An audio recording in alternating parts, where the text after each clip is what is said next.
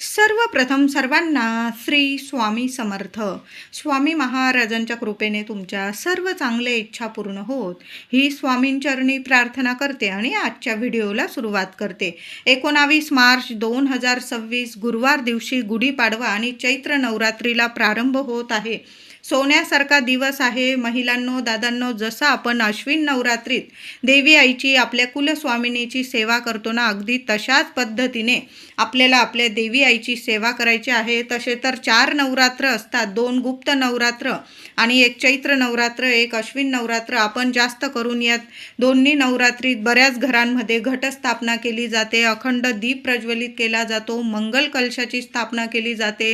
9 दिवस जसं अश्विन नवरात्रीत देवी आईची सेवा केली जाते, कन्यापूजन असेल, ओटी भरणं, सर्व सेवा चैत्र नवरात्रीत सुद्धा आपल्याला जशी अश्विन नवरात्रीत करतो तशाच पद्धतीने करायची आहे. आता बऱ्याच घरांमध्ये चैत्र नवरात्रीत घटस्थापना होत नसेल तर तुमची परंपरा महिलांनो, तुम्ही जशी चैत्र नवरात्री साजरी करतात ना तशाच पद्धतीने करायची आहे. पण काही गोष्टी आपण कुलदेवीसाठी जरूर कराव्या, म्हणजे आपल्याला इतकं सुख ऐश्वर्य प्रदान करते आणि आपल्या कुलस्वामिनीचा अखंड आशीर्वाद आपल्या संपूर्ण कुटुंबावर, लेकरा बाळांवर कायम राहतो. तिचं कृपा छत्र आपल्याला प्राप्त होत असतं आणि अशा घरात आणि लेकरा बाळांना कधीच प्रगतीला कमी राहत नाही. त्या घरात कुठलाच पितृदोष उरत नाही. सदैव माता लक्ष्मीची आणि आपल्या कुलस्वामिनीची, आपली कुलस्वामिनी म्हणजेच आपली माता लक्ष्मी आहे, तिची कायम आपल्याला कृपा माया मिळत राहते. आता देवी आईची माया मिळवून घ्यायची असेल तर मग आपल्याला आपल्या कुलदेवीची सेवा नवरात्रीत तर करायचीच आहे. बऱ्याच लोकांच्या मनात प्रश्न असेल की 19 मार्च रोजी फाल्गुन अमावस्या दिलेली आहे कॅलेंडरमध्ये, मग आपण गुढीपाडवा चैत्र नवरात्री कसं बरं साजरं करायचं? तर महिलांनो, दादांनो, फाल्गुन अमावस्या ही पहाटे 6:53 मिनिटांनी संपणार असल्याने ही अमावस्या सूर्योदय बघितलेली नसल्यामुळे या दिवशीच आपल्याला 19 मार्च 2026 गुरुवार रोजीच आपल्याला गुढीपाडवा साजरा करायचा आहे आणि चैत्र नवरात्रीला पण प्रारंभ याच दिवसापासून होणार आहे. तर हे चैत्र नवरात्रीचे दिवस 19 मार्च ते 27 मार्च असे चैत्र नवरात्रीचे हे 9 दिवस असणार आहे. पहिल्या दिवसापासून शेवटच्या दिवसापर्यंत अतिशय शुभ दिवस आहे. गुढीपाडवा शुभ गोष्टींची सुरुवात करायची असेल, अतिशय शुभ मुहूर्त आहे. गृहप्रवेश करायचा असेल, नवीन वाहन खरेदी करायचं असेल, सोनं नाणं कुठल्याही शुभ गोष्टीची सुरुवात, लग्न कार्याची बोलणी करायची असेल, अतिशय शुभ दिवस. फाल्गुन अमावस्याचा कुठलाही अडथळा यंदाच्या चैत्र नवरात्रीवर आणि गुढीपाडव्यावर नसल्यामुळे अतिशय शुभ दिवस आहे. मनात कुठलेच विचार आणू नका. पण तुम्ही जर राहू काळ मानतात तर दुपारी गुरुवारी 19 तारखेला गुढीपाडव्याच्या दिवशी दुपारी 19 तारखेला 1 ते 3 हा 2 तासाचा राहू काळ असणार आहे. या वेळात, या काळात आपण तर गुढी उभारणं वगैरे सर्व गोष्टी, शुभ गोष्टी सकाळीच करणार आहोत. तर या काळात कुठल्याही शुभ गोष्टी करू नका. आता बऱ्याच घरांमध्ये महिला या चैत्र नवरात्रीच्या दिवशी घटस्थापना करतात, मंगल कलशाची स्थापना करतात, अखंड दिवा लावतात. तर महिलांनो, या 2 तासाच्या राहू काळात चुकून सुद्धा करू नका. लवकर उठा आणि 12च्या आत आपल्याला या सर्व शुभ गोष्टी करून घ्यायच्या आहे. आणि आपण जी गुढी वगैरे उतरवतो ना ती सुद्धा संध्याकाळी 4-5 वाजता आपल्याला उतरवायची आहे. दुपारी 1 ते 3 गुढी उतरवू वगैरे नका. तुम्हाला जरी बाहेर वगैरे जायचं असेल तरी पण 4 वाजेनंतरच आपल्याला गुढी खाली उतरवायची आहे. शुभ काळातच गुढी उभारावी आणि शुभ काळातच आपण गुढी उतरवायची आहे. शुभ परिणाम होतात आपल्या आयुष्यात. तर चैत्र नवरात्री म्हणजेच गुढीपाडव्याच्या दिवशी प्रत्येकाने तुम्ही घटस्थापना करा किंवा नका करू, आपल्या देवघरात मंगल कलशाची स्थापना अवश्य करायची आहे. देवांच्या उजव्या बाजूला मंगल कलशाची स्थापना करायची असते. छान असा मंगल कलश घ्यायचा आहे, धुवून घ्या स्वच्छ त्यात पाणी भरायचं आहे. 1 रुपयाचं नाणं टाका, एक चांगली सुपारी, छोटी सुपारी तुम्हाला पूजेच्या दुकानात मिळून जाईल, ती सुपारी टाकायची आहे. हळद कुंकू, थोड्याशा अक्षता टाका. तुमच्याकडं जर थोड्याशा दुर्वा असतील तर आवर्जून थोड्याशा दुर्वासुद्धा कलशात टाकायच्या आहे. कलशाच्या मुखाशी 5 वेढे कलाव्याचे जरूर द्यायचे आहे महिलांनो. अवश्य द्या. घरात शुभ गोष्टी घडून येतील. मंगल कलशावर चांगला नारळ घ्यायचा आहे. आधीचा नारळ असेल तुम्ही विसर्जनात टाकलात तरीही चालेल. कोंब वगैरे आलेला असेल तर एखाद्या कुंडीत लावून द्या, छान असं झाड येईल. तर मंगल कलश भरताना चांगला शेंडीचा पाणीदार नारळ घ्यायचा आहे. चांगला बघून घ्या. त्यात 5 विड्याची पानं ठेवा.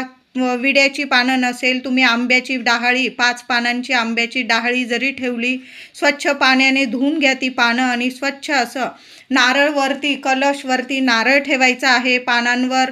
आणि त्या कलशाला 8 दिशांनी हळदी कुंकवाची बोटं लावायची आहे. आता हळदी कुंकवाची बोटं लावताना ओम श्रीम नमः नाहीतर अष्टरूपी महालक्ष्मीची नावं तुम्हाला घ्यायची आहे.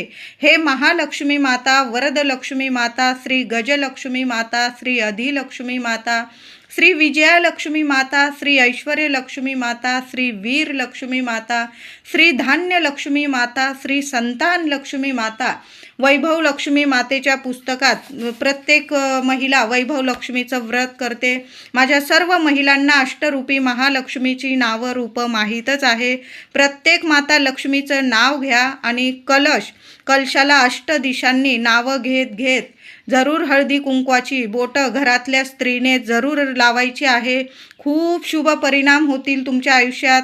जे काही दुःख दारिद्र्य आहे, अडीअडचणी आहे, तुम्ही खूप त्रासात आहात, कठीण परिस्थितीत आहात, सर्व समस्या संपून जातील असा मंगल कलश चैत्र नवरात्रीच्या प्रथम दिवशी चैत्र प्रतिपदेला आपल्या देवघरात साध्या सोप्या पद्धतीने जरूर भरा महिलांनो.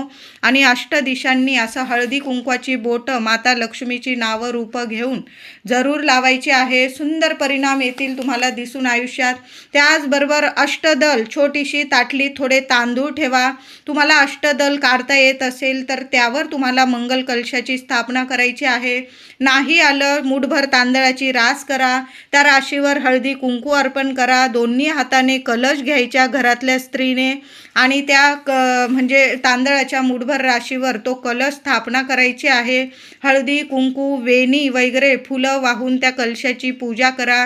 वस्त्र बनवलेलं असेल कापसाचं, हळदी कुंकू लावून ते वस्त्र घातलं तरीही चालेल. तुम्ही नसेल घालत, एखादी वेणी अर्पण करा. छान नथ वगैरे वस्त्र वगैरे घालून त्या कलशाला तुम्ही सजवू शकतात.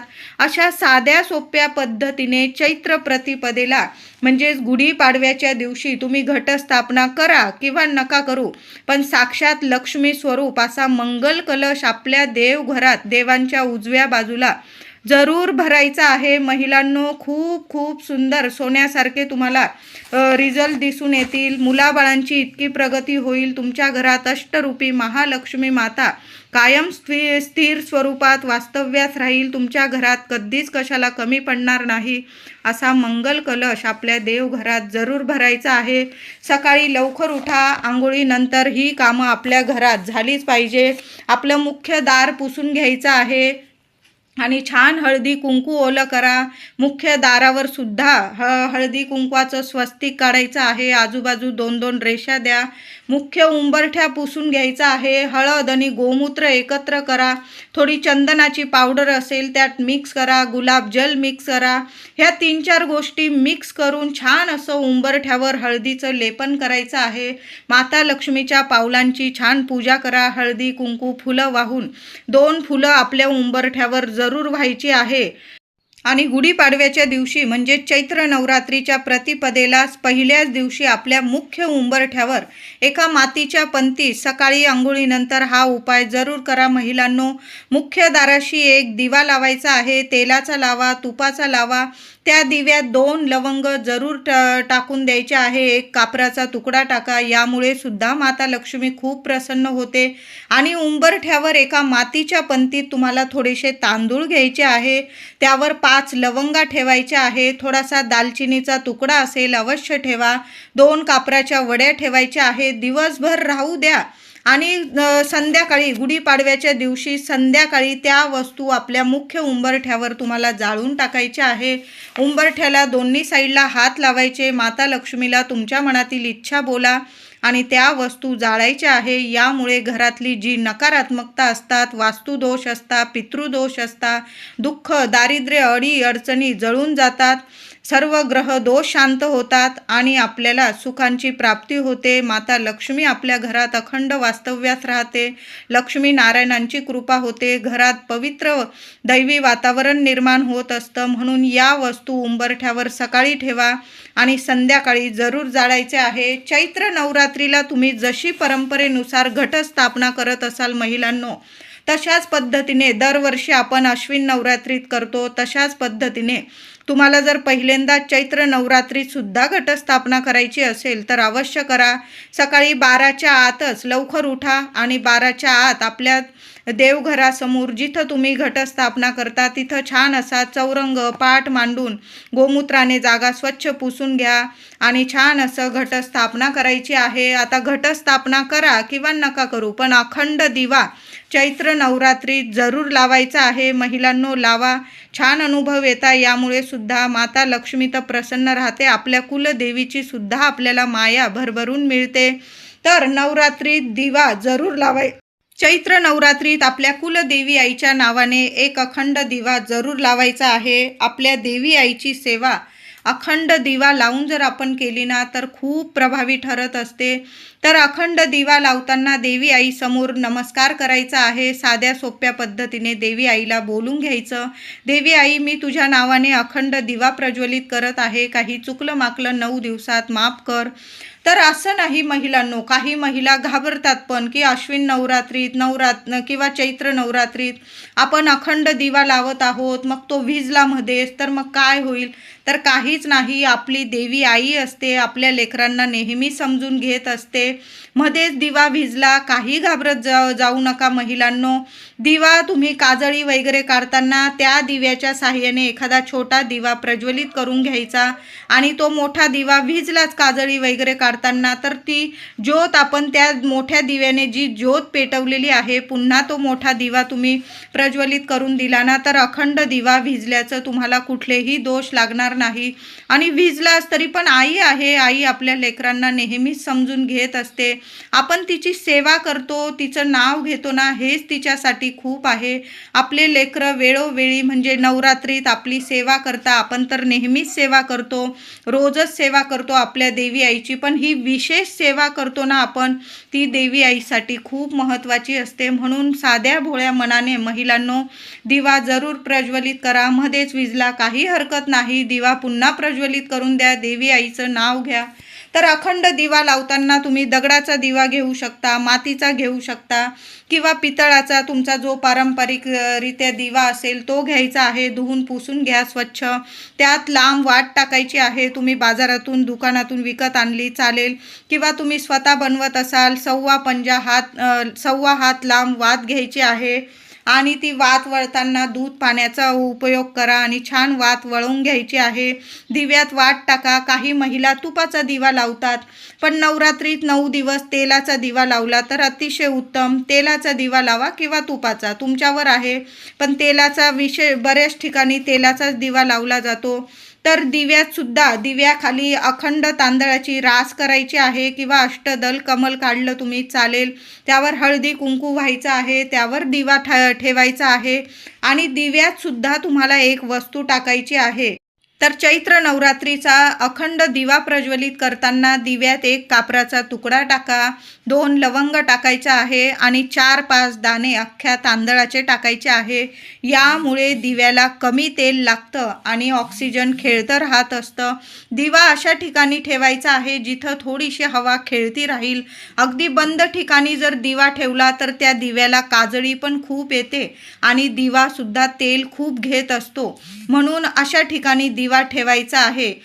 काही वेळा खूप लहान लहान रूम असतात, मग 2च रूममध्ये बरेचसे लोक राहतात, तरी पण महिलांनो प्रयत्न करा की एखाद्या अशा ठिकाणी दिवा ठेवायचा आहे तुम्हाला की जिथं हवा पण खेळती राहील आणि बंदिस्त जागा पण नसेल. अशा ठिकाणी दिवा ठेवण्याचा जरूर प्रयत्न करा आणि दिव्यात या वस्तू टाका, म्हणजे काजळी पण येणार नाही जास्त तुमच्या दिव्याला आणि दिव्या तेल पण कमी घेईल. अशा पद्धतीने अखंड दिवा लावायचा आहे. दिव्यात मधून अधून 9 दिवसात 2-4 वेळा जरी एक कापराचा तुकडा टाकून दिला ना तुम्ही किंवा रोज जरी एक बारीकसा तुम्ही कापराचा तुकडा टाकला ना तरीही चालेल. यामुळे सुद्धा सुद्धा तेल कमी लागेल आणि जास्तीत जास्त तुमचा दिवा तेवत राहील. आणि त्या दिव्यात 2 लवंग जरूर टाका. त्या वासाने सुद्धा माता लक्ष्मी प्रसन्न राहते, आपली कुलस्वामिनी प्रसन्न होते आणि संपूर्ण नवरात्रीचं फळ भरभरून आपल्याला देते. तुम्ही जे मागाल ना त्याच्या 10 पट तरी तुमच्या आयुष्यात जरूर माता लक्ष्मी तुम्हाला देणार आहे. अशा साध्या सोप्या पद्धतीने दिवा जरूर लावायचा आहे. चैत्र नवरात्रीत देवी आईला रोज कुंकुमार्चन करा. 11 वेळा करा, 21 वेळा. ओम श्रीम नमः, ओम कुलदेवताय नमः. कुलस्वामिनीला रोज कुंकुमार्चन करायचं आहे. रोज वेणी अर्पण करा. गुढीपाडव्याच्या दिवशी किंवा अष्टमी नवमीला तुम्ही देवी आईला गोड पानाचा विडा जरूर एकदा का होईना मंगळवार शुक्रवार बघून देवी आईला चैत्र नवरात्रीत गोड पानाचा पण विडा अर्पण करा. जेवढी सेवा होईल ना तेवढी जरूर करायची आहे. दुर्गा सप्तशतीचा पाठ झाला महिलांनो तर जरूर या नवरात्रीत करण्याचा प्रयत्न करा. 1 पाठ करा, 7 करा, 9 करा. तुम्हाला जेवढे करता येईल ना तेवढे जरूर करा. जेवढी सेवा होईल मनापासून करायची आहे. त्याचबरोबर चैत्र नवरात्रीत एकदा तरी आपल्या कुलस्वामिनीची घरच्या घरी ओटी जरूर भरा महिलांनो. तुम्ही घरी भरू शकता किंवा तुमचं जर जाणंच झालं तुमच्या कुलस्वामिनीच्या दर्शनाला मुख्य स्थानी तर जरूर जा. सहकुटुंब सहपरिवार जा. देवी आईचं भरभरून दर्शन घ्या. तिला गोडाधोडाचा नैवेद्य दाखवा. तिची खणा नारळाची साडी चोळीची ओटी जरूर भरायची आहे. आता लांब आहे तुमचं देवीचं कुलस्वामिनीचं स्थान तर मग तुम्ही घरच्या घरी जरी देवी आईची अखंड दिवा लावून घटस्थापना करून किंवा देवी आईला रोज कुंकुमार्चन करून साध्या सोप्या पद्धतीने तुम्ही सेवा करून घरच्या घरी जरी ओटी भरली ना तरीही चालेल.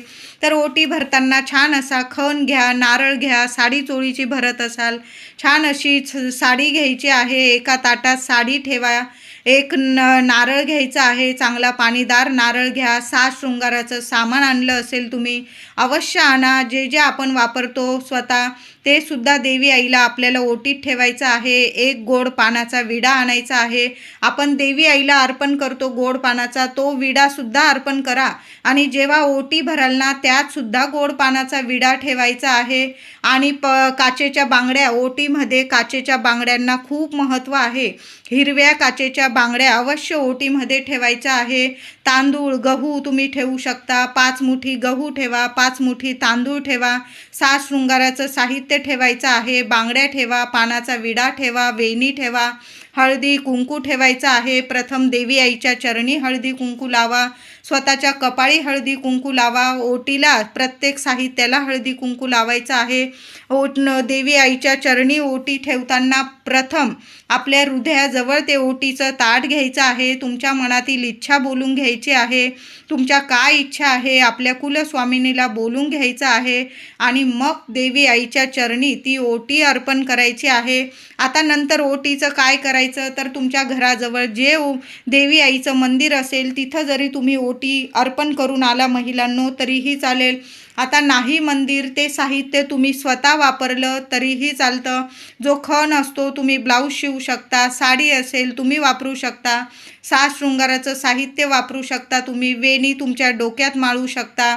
जो पानाचा विडा असेल तुम्ही प्रसाद स्वरूप खा. ज्या हिरव्या बांगड्या आहे तुम्ही स्वतः जरी घातल्या तरीही चालेल किंवा तुमच्या घराजवळ एखादी सवाशीण स्त्री असेल तिला तुम्ही संपूर्ण ओटी देऊ शकता. आता तुम्हाला नसल द्यायची सरळ एखाद्या मंदिरात तुम्ही अर्पण केली देवी आईच्या चरणी तरीही चालेल. अशा साध्या सोप्या पद्धतीने चैत्र नवरात्रीत तुम्ही 9 दिवसात कधीही देवी आईची ओटी आपल्या घरच्या घरी कुलस्वामिनीची ओटी जरूर भरा. 19 तारखेला गुढीपाडव्याच्या दिवशी भरू शकता. दुसऱ्या दिवशी अक्कलकोट स्वामी महाराजांचा प्रकट दिन आहे आणि त्या शुक्रवार आलेला आहे. सोन्यासारखा दिवस आहे. 20 तारखेला ओटी भरू शकता. 23 तारखेला पंचमी आलेली आहे. गुरुवारी 26 तारखेला दुर्गाष्टमी आलेली आहे. कधीही तुम्ही या नवरात्रीत कधीही देवी आईची घरच्या घरी ओटी भरू शकता.